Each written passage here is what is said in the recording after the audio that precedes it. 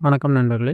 இந்த வீடியோவில் நாம் 10ஆம் வகுப்பு பொருளியலில் இருக்கக்கூடிய 4வது பாடம் அரசாங்கமும் வரிகளும் இந்த பாடத்தில் இருக்கக்கூடிய புக் கொஷின் அண்ட் ஆன்சர் பார்க்கலாம். சரியான விடையை தேர்ந்தெடுத்து எழுதுக. முதல் கொஷின், இந்தியாவில் உள்ள 3 நிலைகளான அரசுகள். ஆப்ஷன் ஆ நடுவண், மாநில மற்றும் உள்ளாட்சி.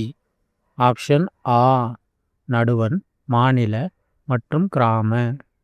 ஆப்ஷன் இ நடுவண், நகராட்சி மற்றும் பஞ்சாயத்து. ஆப்ஷன் இ எதுவுமில்லை. ஆன்சர் ஆ நடுவண், மாநில மற்றும் உள்ளாட்சி. இந்தியாவில் உள்ள 3 நிலைகளான அரசுகள் நடுவண், மாநில மற்றும் உள்ளாட்சி.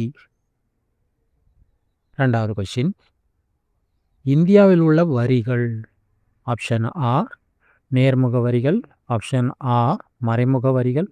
ஆப்ஷன் இ இரண்டும் நேர்முக வரிகள் மற்றும் மறைமுக வரிகள். ஆப்ஷன் இ எதுவுமில்லை. ஆன்சர் இ இரண்டும் நேர்முக வரிகள் மற்றும் மறைமுக வரிகள். இந்தியாவில் உள்ள வரிகள் நேர்முக வரிகள் மற்றும் மறைமுக வரிகள்.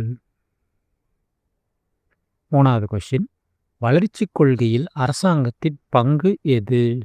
ஆப்ஷன் ஆ பாதுகாப்பு. ஆப்ஷன் ஆ வெளிநாட்டு கொள்கை. ஆப்ஷன் இ பொருளாதாரத்தை கட்டுப்படுத்துதல். ஆப்ஷன் இ மேற்கூறிய அனைத்தும். ஆன்சர் இ மேற்கூறிய அனைத்தும். வளர்ச்சி கொள்கையில் அரசாங்கத்தின் பங்கு பாதுகாப்பு, வெளிநாட்டு கொள்கை, பொருளாதாரத்தை கட்டுப்படுத்துதல். நாலாவது கொஸ்டின், இந்தியாவில் தனி நபர்களின் மேல் விதிக்கப்படுகின்ற பொதுவான மற்றும் மிக முக்கியமான வரி. ஆப்ஷன் ஆ சேவை வரி. ஆப்ஷன் ஆ கலால் வரி. ஆப்ஷன் இ வருமான வரி. ஆப்ஷன் இ மத்திய விற்பனை வரி. ஆன்சர் இ மத்திய விற்பனை வரி. இந்தியாவில் தனி நபர்களின் மேல் விதிக்கப்படுகின்ற பொதுவான மற்றும் மிக முக்கியமான வரி மத்திய விற்பனை வரி. அஞ்சாவது கொஸ்டின், ஒரு நாடு ஒரே மாதிரியான வரி என்பதை எந்த வரி உறுதிப்படுத்துகிறது? ஆப்ஷன் ஆ மத்திய கூட்டு வரி வேட். ஆப்ஷன் ஆ வருமான வரி. ஆப்ஷன் இ பண்டங்கள் மற்றும் பணிகள் வரி. ஆப்ஷன் இ விற்பனை வரி. ஆன்சர் இ பண்டங்கள் மற்றும் பணிகள் வரி. ஒரு நாடு ஒரே மாதிரியான வரி என்பதை பண்டங்கள் மற்றும் பணிகள் வரி உறுதிப்படுத்துகிறது. ஆறாவது கொஸ்டின், இந்தியாவில் வருமான வரி சட்டம் முதலில் டேஷாம் ஆண்டு அறிமுகப்படுத்தப்பட்டது? ஆப்ஷன் ஆ 1860. ஆப்ஷன் ஆ 1870. ஆப்ஷன் இ 1880. ஆப்ஷன் இ 1850. ஆன்சர் ஆ 1860. இந்தியாவில் வருமான வரி சட்டம் முதலில் 1860ஆம் ஆண்டு அறிமுகப்படுத்தப்பட்டது. ஏழாவது கொஸ்டின், சொத்து உரிமையிலிருந்து பெறப்பட்ட நன்மைகளுக்கு டேஷ் வரி விதிக்கப்படுகிறது? ஆப்ஷன் ஆ வருமான வரி. ஆப்ஷன் ஆ சொத்து வரி.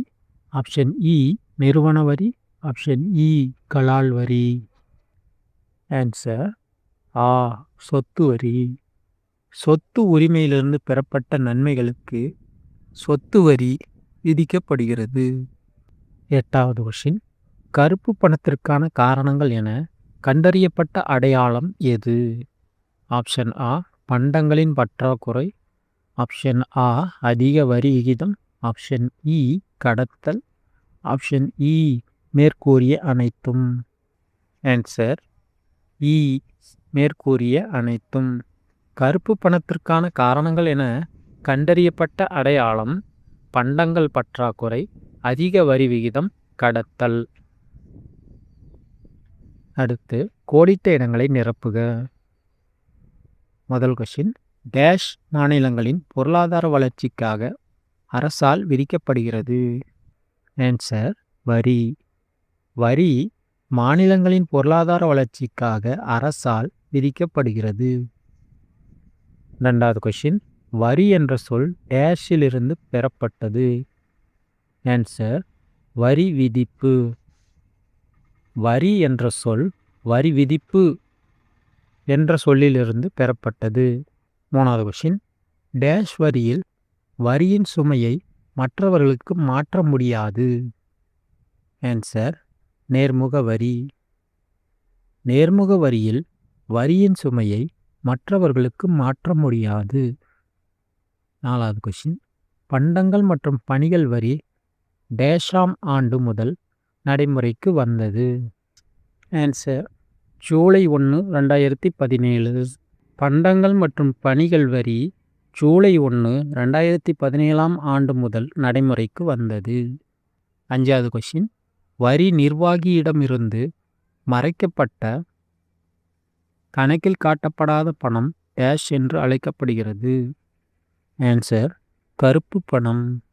வரி நிர்வாகியிடமிருந்து மறைக்கப்பட்ட கணக்கில் காட்டப்படாத பணம் கருப்பு பணம் என்று அழைக்கப்படுகிறது. அடுத்து, சரியான கூற்றை தேர்ந்தெடுக்கவும். முதல் கொஷின், ஜிஎஸ்டி பற்றி கீழ்காணும் கூற்றுகளில் எது சரியானது? 1. ஜிஎஸ்டி ஒருமுனை வரி. 2. இது மத்திய மற்றும் மாநில அரசாங்கங்களால் பொருட்கள் மற்றும் சேவைகளுக்கு விதிக்கப்படும் அனைத்து நேரடி வரிகளையும் மாற்றுவதை நோக்கமாக கொண்டுள்ளது. 3. இது ஜூலை 1, 2017 ஆண்டு முதல் நாடு முழுவதும் அமல்படுத்தப்பட்டது. 4. இது இந்தியாவில் வரி கட்டமைப்பை ஒன்றிணைக்கும். ஆன்சர், இ 1, 3 மற்றும் 4 சரி. ஜிஎஸ்டி பற்றி கீழ்காணும் கூற்றுகளில் சரியானவை. ஜிஎஸ்டி ஒருமுனை வரி, இது சரி. இது மத்திய மற்றும் மாநில அரசாங்கங்களால் பொருட்கள் மற்றும் சேவைகளுக்கு விதிக்கப்படும் அனைத்து நேரடி வரிகளையும் மாற்றுவதை நோக்கமாக கொண்டுள்ளது. இது தவறு. இது நேரடி வரிகள் இல்ல, மறைமுக வரிகள். அதனால் இது தவறு. இது ஜூலை 1, 2017 முதல் நாடு முழுவதும் அமல்படுத்தப்பட்டது. இதுவும் சரி. இது இந்தியாவில் வரி கட்டமைப்பை ஒன்றிணைக்கும். இதுவும் சரி. அடுத்து, பொறுத்துக. 1. வருமான வரி. சரியான ஆன்சர், நேர்முக வரி. வருமான வரி, நேர்முக வரி. 2. ஆயத்தீர்வை. சரியான ஆன்சர், மறைமுக வரி. ஆயத்தீர்வை, மறைமுக வரி. விஏடி.